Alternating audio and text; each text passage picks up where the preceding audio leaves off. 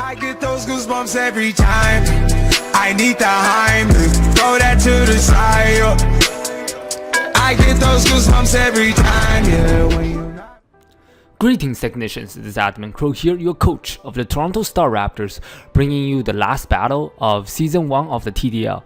We are in the Grand Finals, taking on my good friend Issac, coach of the Onyx Rayquazas, in an epic rematch. I have explained all the sets I'm bringing and my game plan going in, all the in my team builder, which I will leave a link down in the description below. You guys can check that out if you're interested. And so because this is the final battle of the TDLs, I actually try to bring some heat and mix it up a little bit. So make sure you guys check out the team builder because it's actually pretty interesting this week. So looking at his team right here at team preview, it's pretty much what I expected. He did bring both Mamoswine and Blissey to counter my Coco, and surprisingly he didn't bring the Toxapex even though I prepped so hard for it. But it does make sense simply because even though Toxapex checks my Mega, which is Mega Sharpedo, pretty well, but Mega Sharpedo really lacks the power. It doesn't get that beast boost. It only gets the speed boost.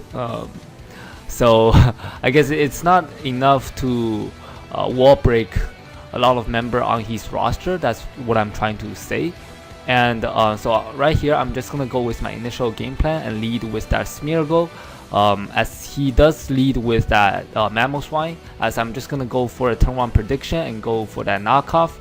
It will be able to knock off the potential Choice Scarf from that Mamoswine, or the Xatu coming in, which is pretty obvious, to just get rid of his item overall.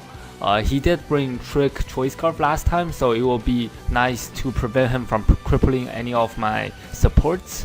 As you can see, I do knock off his lagging tail, which is quite interesting. I believe it's the item that makes you go last in the same priority tier, so it provides slow U-turn and maybe potentially be able to slow down my Mons if he is packing a trick, similar to last time around.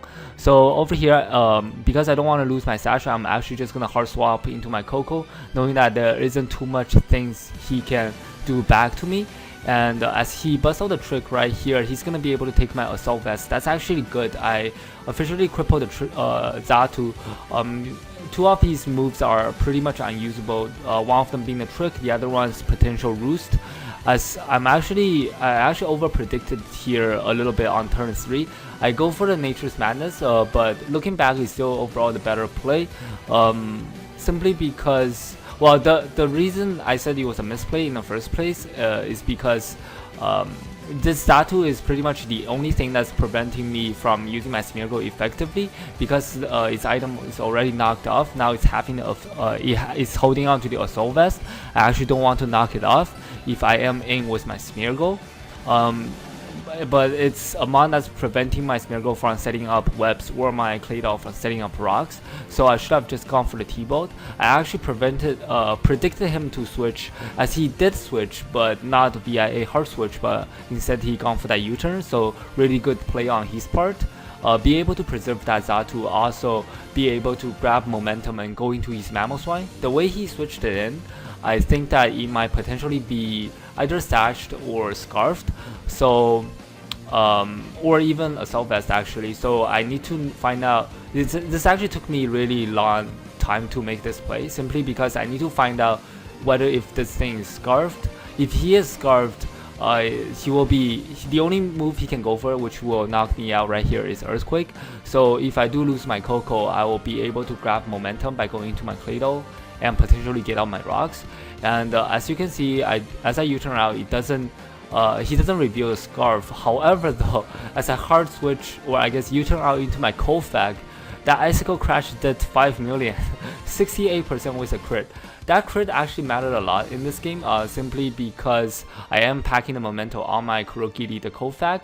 From that damage, I instantly know that without damage calc, I know that this thing is choice banded as heck. and because he got the crit the first time around, I won't be able to live another one. So on the off chance that he missed or something, I actually just gone for the memento. As you can see, he does land that second one and just be able to 2-hit KO my Kofag. It's not the end of the world right now, as I do know that this thing is locked in. So I actually made the ballsy play, even though I am set up Darmanitan. I bluffed the Scarf over here, or I just bluffed the Choice or even Life Orb over here, which is what I have been bringing this entire season. And I just made a double into my Milo, predicting him to switch out, as I know that he was locked into Icicle Crash. But he actually went to the mon that checks Milo really well. The only mon in his team that he brought, which is Hector, that Buzzwole. So over here, I'm actually forced to switch out, I believe, yeah, knowing that I don't want to take a potential Ice Punch coming from this thing, which is what he goes for right here.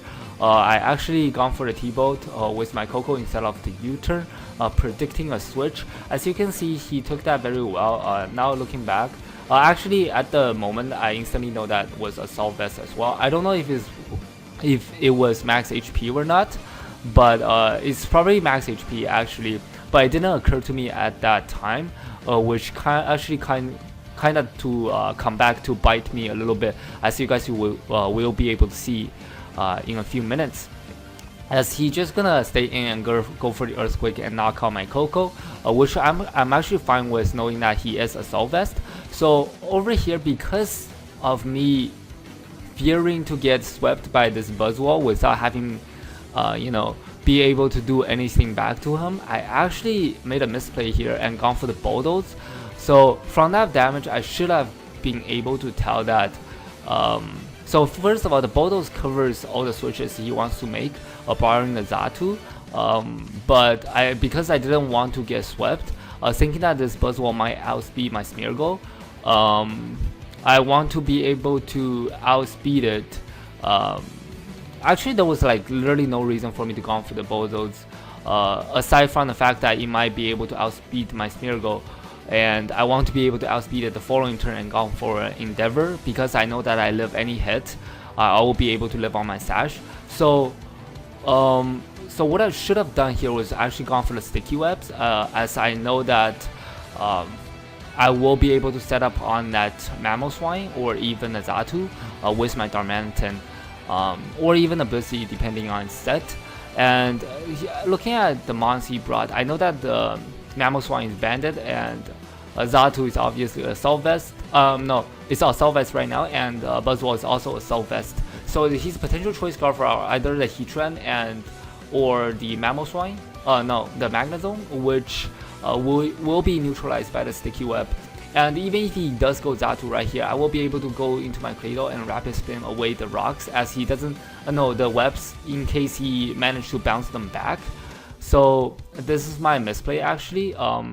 So the crit on the Kofag obviously mattered, but thankfully I still have my Smeargle, but I kind of throw it away over here by going for the Endeavor. And on the following turn, as I will be able to bring down this Buzzwole to 1%, but not without cost, I lost my Smeargle without having to set up webs, and he is at +2 with his Beast Boost, and I know that I will be able to revenge kill this thing with my Milo. So that was the moment where I realized I made a misplay, since my Milo outsped it anyways, and probably could have knocked it out with an Outrage. So over here, I actually decided to stay in with my Milo, simply because if he lock himself into Ice Shard, I'll be able to set up on it with Darmanitan or even Icicle Crash. That was my thought process over here, and I didn't really have a switch in.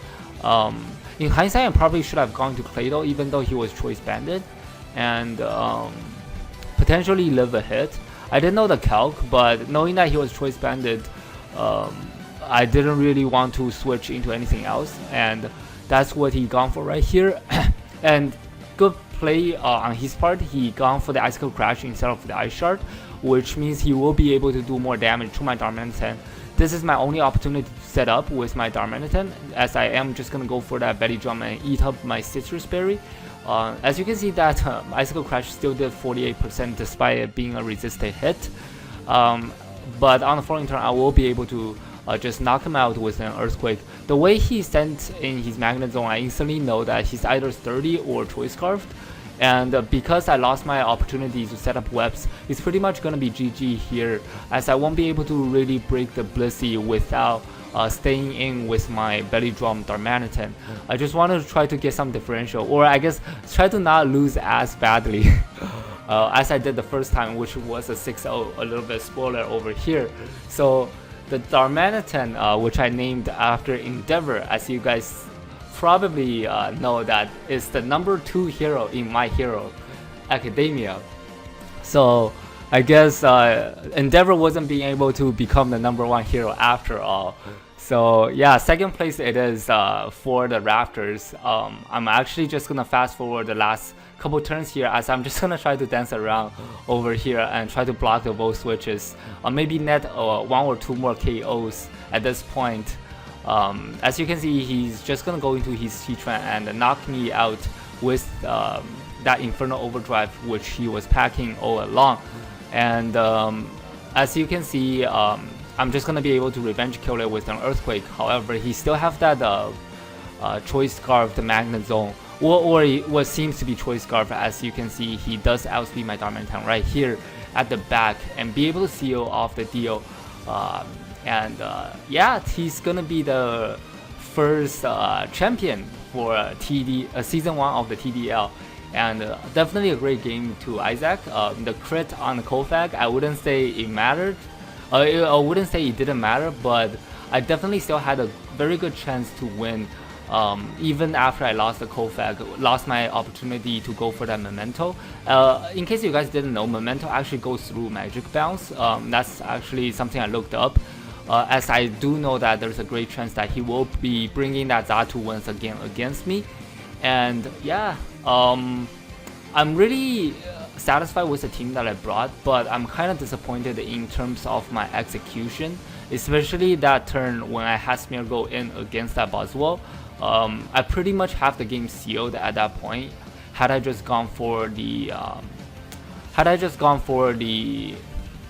whatchamacallit, had I just gone for the Sticky Web and be able to go into my Darmanitan and straight up go for the Fire Punch, without having to go for a Belly Drum first and be able to set up a Belly Drum at another time, as if I do get up that Sticky Web, right, his Xatu won't be able to defog away simply because he's holding my Assault Vest.